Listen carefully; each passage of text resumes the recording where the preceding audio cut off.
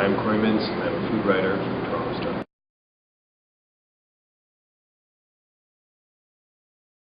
I paired together my butcher with my city councillor, which seemed natural to me. To me, they were sort of the high and low extensions of my neighborhood. But something came up during the dinner that I ended up pursuing. It was a discussion we had about why aren't there garbage cans in Kensington Market. And, you know, the average dinner is usually about 4 hours in my house. 3 hours if it's quick and 5 hours if it's long. So there's no shortage of content, you know, to explore, to talk about. And I'm often sitting down with long notes or transcribed dialogue. So I could have, you know, picked or left this particular tidbit, but it was important to me, and it set me down this path of trying to figure out why aren't there garbage cans, because he had an answer, and there were other answers, and I wasn't really getting the whole story. And there was also a lot of information being thrown out that was new to me, being relatively ignorant of city council and how it works.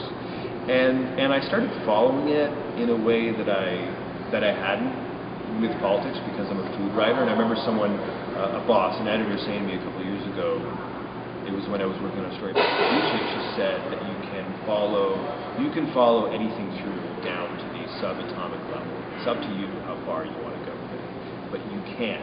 You're only fooling yourself if you haven't gone that far, thinking you've gone as far as you possibly can go. And at the time, I ended up talking to some research scientist in Vermont or something about what actually happens to the molecules of fish when it's being ceviche'd.